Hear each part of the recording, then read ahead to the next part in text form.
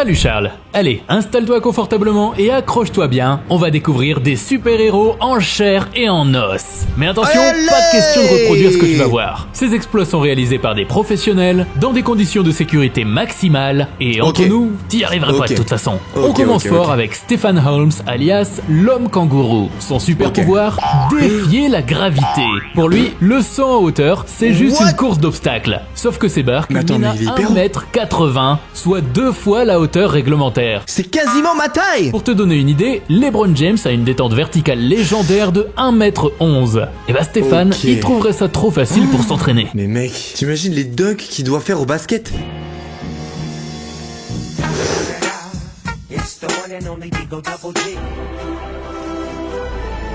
Attends, le mec il est là, tu vas dire qu'il va soulever son camion? Pour que le camion à gauche il passe. Frérot, on a devant nous un super héros là. Attendez, on a devant nous un super héros. Comment c'est possible? Mais comment c'est possible? À l'aide, on a la preuve! On sait dire les mots à l'envers. Genre sardine, ça fait eunhydras. Ok, d'accord. Attends, ok. Riotanhydro. Oh, il dit instant. Carabistouille, l'obitsarak, mais c'est bizarre ton mot quand même. Quoi? Eulkateps. What? Wesh. En plus? Rushuak, elle a des chaussures. Attendez, écoutez bien. Ouais, c'est quoi ce pouvoir de ouf? Passons au type le plus flex de la planète, Alexei Goloborodko. Tu crois avoir vu des gens élastiques? Lui, c'est un autre niveau. Attends, c'est lui là? En fait, ce mec n'a clairement pas d'os. Petite anecdote, quand il était gamin, il a eu un déclic en allant au cirque avec sa mère. Depuis, il peut littéralement se transformer en nœud humain. Mais est-ce que il a ça de base quand il est né ou c'est vraiment entraîné de Combien de ouf? personnes peuvent faire ça sans aller directement aux urgences? Quoi? Mais en fait, il passe la journée comme ça. Quoi? Ce jeune homme possède un don surnaturel. À sa naissance, pourtant, il semblait condamné. Un jour, il découvre un don qui va changer son destin. Je dessine les immeubles, les monuments, des paysages et des villes. Doté d'une mémoire prodigieuse, il est capable de retenir des milliers de détails à la fois. What the fuck? Et il le prouve. En 15 minutes, devant nos caméras, il va tenter de mémoriser l'ensemble de la ville de Londres pour dessiner le centre de cette mégapole sur une toile de 4 mètres de large. Je pense que personne au monde n'est capable de réaliser un dessin de cette taille entièrement de mémoire. Quoi? Il a pris l'hélicoptère une seule fois et là il va pouvoir redessiner tout Londres. Non À mais ce arrête. stade, les traits sont C'est pas plutôt possible. vagues. Rien qui laisse présager d'un dessin aussi précis qu'à l'habitude. Steven a-t-il sous-estimé la difficulté d'une réalisation de cette... Mais jour 2, il en est qu'à ça, on dirait du gribouille. Et après là il reprend. What the fuck, les détails? Sa fabuleuse mémoire se comporte comme un véritable magnétoscope, grâce auquel il peut aller et venir à loisir pour retrouver les images dont il a besoin. Mais c'est pas DHL et à possible. côté, c'est la tour Hamlet. Ça suffit pour aujourd'hui. Comment ça suffit pour aujourd'hui? Imagine, tu dors et t'oublies. Tu dors et t'oublies. Avec des amis, on s'est amusé à compter le nombre de fenêtres du Canary Wharf. Et il y en a exactement 16. Steven dessine depuis plus de mais 25 quoi? heures. Il a usé 11 feutres pour achever ce panorama qui représente la ville sur plus de 10 km². Mais t'imagines le mec il est en mode ah putain je me sais plus combien il y a de fenêtres là dans ce petit HML. Ah j'ai trop du mal à y croire. C'est quoi ce super humain? Et lui, c'est incroyable. Il a même redessiné cet immeuble qui est en cours de destruction. Mon père y travaillait. Je l'ai reconnu tout de suite sur son dessin parce qu'il l'a restitué dans son état actuel. C'est vraiment hallucinant. C'est vraiment un travail remarquable. Les spécialistes sont unanimes. La précision du dessin est stupéfiante. Tu m'étonnes. Voici Bob Munden, le vrai Lucky Luke. Ce gars est un prodige du tir, et même le tireur le plus rapide du monde. Il doit son talent à des fibres musculaires surdéveloppées dans les mains qui lui ont permis d'apprendre à manier le pistolet comme personne. Il peut toucher des cibles à courte portée avec une rapidité et aussi une précision hors du commun. On va le voir ici exploser 2 cibles, le temps d'un clignement d'œil. Quoi? Oui, attendez. Des 2 cibles, le temps d'un clignement d'œil. Alors lui en 0 bill mec. Non mais il faut le dire en 0 bill ce mec là. C'est quoi ce bordel? Non. Avec sa main. Non mais c'est pas possible.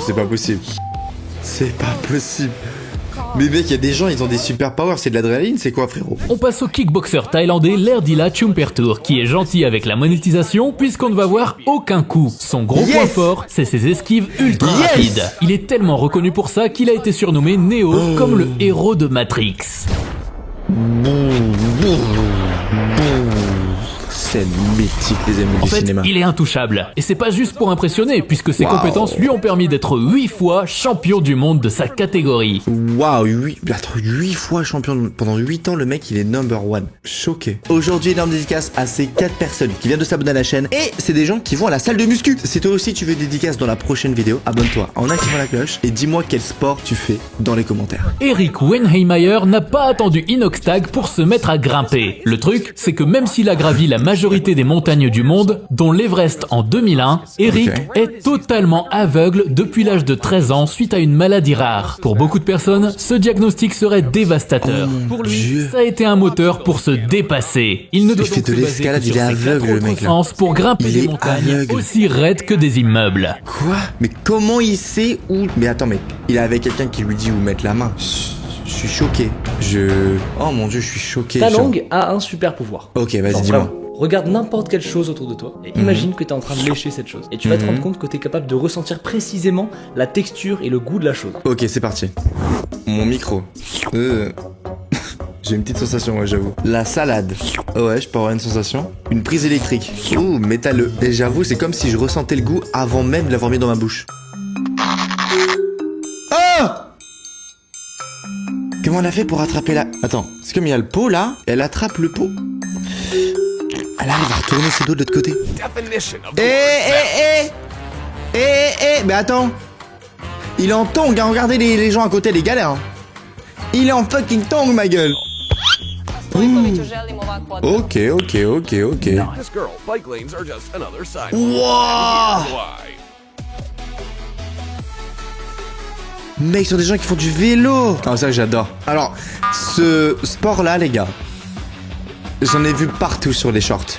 Et je trouve ça tellement impressionnant. Bon, déjà, trampoline, les gars, je sais pas faire de backflip. J'aimerais trop apprendre un jour. Il doit poser son pied sur cette canette dans ce carré, hein, en faisant un backflip, frère. Waouh. Insensible au poison. Tim Frido peut survivre aux morsures de serpents. Alors il se fait mordre parce que c'est un gogol. Il a pas forcément un sang particulier dans les veines qui le fait résister, mais le truc, c'est qu'il a décidé, à un moment donné, sans donner de raison particulière, à s'injecter de petites quantités de venin des serpents les plus mortels du monde. Ah, donc son corps s'est habitué, c'est ça? Évidemment, ça n'est pas à reproduire tellement ça comporte de risques, mais avec le temps, il a développé une résistance à ces venins, puisque son sang s'est chargé en anticorps. Régulièrement donc, et au nom de la science, il se fait mordre volontairement par des cobras, des mambas, des vipères, et même le serpent le plus dangereux du monde, le mamba noir, dont 2 gouttes de venin suffisent à tuer un homme adulte. Ça fait beaucoup de venin dans vos veines là.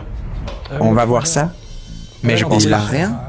J'ai des millions et des millions d'anticorps pour le venin du Black Mamba. Aujourd'hui, je suis la seule personne au monde à pouvoir faire ce que vous venez de voir. Et à quoi ça sert? À rien. T'étais juste fanatique de te faire mordre par les serpents et c'est ton kiff, ok frérot, comme tu veux. Mais ça sert à rien. Parce qu'à aucun moment de ta vie, tu vas tomber devant un putain de serpent Black Mamba, je sais pas quoi. À part si tu vas en Afrique, en fin fond, tu vois, mais c'est pas ce que tu vas faire. Oh là là, non mais ça c'est vénère.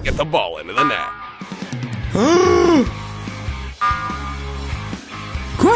Tout à l'heure, je te parlais de faire un backflip, mais regarde ce gars-là. Il arrive à faire deux backflips sans trampoline. C'est quoi les sons d'effets qu'ils ont rajoutés? C'est pas possible. Arrête! Arrête! Waouh, vénère.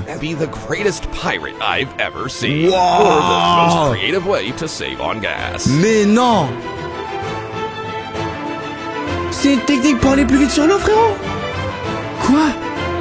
Cette femme a un don extraordinaire alors que tout le monde la prenait pour une folle. En 1982, Joy accueille son mari qui rentre du travail. Quand soudain, elle remarque qu'il sent très mauvais. Il va se doucher, mais l'odeur persiste. Son mari pense alors simplement que c'est quelque chose qui vient de son travail. Mais les jours, les semaines, les mois passent et l'odeur devient de plus en plus forte. Joy est frustrée d'être la seule à sentir cette odeur. Personne ne pense que son mari sent mauvais. 12 ans plus tard, les docteurs diagnostiquent la maladie de Parkinson à son mari. Elle l'accompagne alors à un groupe de soutien et quand elle rentre dans la salle de réunion où tous les malades de Parkinson sont réunis, réunies, elle sent la même odeur que son mari, mais genre x20. Enfin, elle comprend. Elle ne sait pas comment, mais elle peut sentir la maladie de Parkinson. Elle contacte des chercheurs qui la recalent gentiment en la prenant encore une fois pour une folle. Mais Joy insiste et les scientifiques finissent par la mettre à l'épreuve. On lui fait sentir des t-shirts et elle est capable de dire qui parmi les propriétaires de ces vêtements a la maladie de Parkinson ou non. À une seule erreur près. Eh bien, il s'avère que 8 mois plus tard, cette personne sur qui elle s'est trompée avait également la maladie de Parkinson. Elle l'a détectée presque 1 an avant les chercheurs. Grâce à elle, des scientifiques ont identifié des molécules liées à la maladie dans le sébum, ce qui leur a permis de mettre au point des tests cutanés qui permettent de détecter la maladie avec 95% de précision. Ça, mec, c'est un super pouvoir. Non mais attends, de base, j'avais une personne qui avait pas la maladie. Il a dit si il a. Chercheur dit non, il a pas. 8 mois après, il a quand même la maladie. Plus grâce à elle, ils ont réussi à mettre une méthode pour savoir si quelqu'un a la maladie de Parkinson. Du coup, cette maladie, c'est quoi? C'est qu'en fait, tu trembles trop avec ta main comme ça. Mec, c'est vénère. L'homme électrique. Peter Sterry est un vrai personnage de comics. Son corps peut stocker et redistribuer l'électricité. Ouais, il peut littéralement cuire une saucisse avec ses mains. Tout ça grâce à une maladie rare qui rend sa peau ultra fine et sèche. Par contre, cuisiner comme ça, c'est encore plus bizarre que pratique. Mais bon, moi, en mode la peau elle est pas humide. Ça me paraît fake, non? Faire cuire une saucisse avec sa main, bordel. Une saucisse! Mec, il crame pas. Je pense que c'est dire qu'en fait, l'électricité reste en fait à la surface de sa peau et ça fait rien. C'est bizarre quand même. Nongyui, l'enfant chat. Cet enfant chinois est né avec une option un peu particulière puisqu'il est nyctalope. Ça veut dire qu'il peut voir dans le noir. Des expériences ont prouvé qu'il était capable de résoudre des problèmes mathématiques totalement dans le noir. Et lorsqu'on pointe une lumière sur ses yeux, celle-ci est reflétée comme chez les chats. Son daron, c'est un mixte entre un hibou et un humain. Brenda Allison, la femme aimantée. Cette Britannique est un véritable aimant. Déjà, elle est capable d'attirer tous les objets métalliques, mais pas que. Elle peut également éteindre la télévision sans télécommande, déclencher des lumières ou encore des alarmes de voiture. Alors la prochaine fois que tu crois que ta maison est hantée, vérifie si t'as pas des super pouvoirs. Ok, étinction de la lumière. Oh! Ok, c'est une blague, c'est un petit montage, les gars, ok, tu connais, frérot, tu connais les bails. J'ai tenté, écoutez. Ne t'inquiète pas, ce chef de street food indienne ne va pas te préparer de plats dégueulasses qui ressemblent à du vomi. Mais par contre, il a une habilité unique au monde. Il peut plonger ses mains dans l'huile de friture sans avoir peur de se brûler. En fait, la peau particulière qu'il a autour de ses mains n'est recouverte que de très peu de capteurs de douleur par rapport à une main d'homme normale. En plus de ça, elle est assez épaisse et calcinée pour ne pas craindre de se détériorer, voire de prendre feu. Il peut donc sortir ses fritures de l'huile à la main en ne ressentant que des chatouilles. Mais quoi? Je ne ressens aucune douleur, c'est juste normal pour moi de cuisiner comme ça. Il y a juste vraiment de toutes petites chatouilles, mais rien de plus. Punaise. Pas de douleur ou de chaleur. Est-ce que c'est parce qu'il fait ça depuis tellement d'années en fait que du coup il a perdu la sensibilité au niveau de ses doigts? Et je pense que c'est ça. Il a l'air d'avoir quand même des mains très solides quoi. Mais à quoi bon prendre la bouffe avec les mains? Il a qu'à prendre avec sa bassine, en vrai c'est un peu la même chose. C'est très impressionnant. Oh lui je le connais frérot. Je le connais, c'est une dinguerie. Cette personne est aveugle. Daniel Kish fait du vélo dans la rue. Rien de fou à première vue, mais attends. Et t'entends les petits clics qu'il fait? T'entends les clics? Et se repère à l'écolocalisation comme une chauve-souris. En fait, il claque sa langue pour cartographier son environnement. Je clique depuis que j'ai appris à marcher pour me déplacer comme les dauphins et les chauves-souris. C'est une façon de voir avec le son. Ici, il y a la barrière. Je m'appelle Daniel Kish, j'ai 57 ans et j'utilise l'écolocalisation pour m'aider à me déplacer. Avec les années, j'ai développé et enseigné l'écolocalisation. On utilise le son pour voir à la place de la lumière pour savoir où sont les choses autour de nous. À quelle distance? Quelle texture? Les personnes aveugles peuvent utiliser l'écolocalisation pour la vie de tous les jours. C'est impressionnant. Comment ça on peut utiliser l'écolocalisation? Ce mec c'est Daredevil frérot.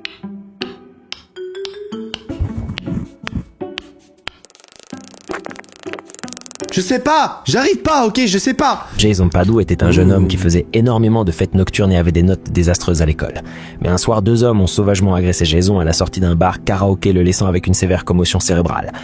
La commotion l'a transformé en un génie des mathématiques et lui a fait comprendre les théories de la géométrie fractale alors qu'il ne l'avait jamais étudié avant. Quand Derek Amoto avait 39 ans, il a plongé la tête la première dans une piscine pour enfants et s'est cogné la tête. Il a été diagnostiqué avec une commotion et 35% d'audition perdue. Après ça, il a commencé à avoir des touches noires et blanches et a pu jouer du piano comme un expert. Ben McMahon a eu un accident de voiture en 2015 et est tombé dans le coma pendant une semaine. Il s'est réveillé, il pouvait parler parfaitement le chinois alors qu'il a simplement appris les bases quand il était plus jeune. Punaise, what the fuck? Leur cerveau a été tapé et ils deviennent genre pianistes. Ils savent parler chinois. Mais moi, je vais me taper la tête. Ne faites pas ça. On termine avec Frank Richard qui a des abdos en acier galvanisé même si ça ne saute pas aux yeux directement. On peut le frapper avec n'importe quoi, des poings de champion de boxe, des poêles ou des massues, peu importe la force de frappe ou le matériel utilisé, Frank a toujours encaissé les coups au ventre sans broncher, jusqu'à même recevoir un boulet de canon de 50 kilos et pas seulement une fois, carrément 2 fois par jour au sommet de sa carrière. Frank Richard, c'était littéralement un tank. Impressionnant. Bon les gars, on va aller à la salle frérot parce que moi aussi j'ai envie de devenir plus solide pour me prendre des boulettes de canon dans le ventre. Je rigole, mais pensez les amis à faire une activité physique, bougez votre corps. Moi les gars, je me sens trop bien après avoir transpiré. Si tous les jours tu fais un petit peu d'activité physique, tu vivras plus longtemps. Sur ce les amis, c'était Unchained. Merci à ceux qui s'abonneront à la chaîne, qui activeront la cloche. On se capte à très vite pour une prochaine vidéo sur la chaîne. Si tu veux voir une autre vidéo sur la chaîne, boum, je te conseille celle-ci. C'était Unchained. Ciao bye. See you.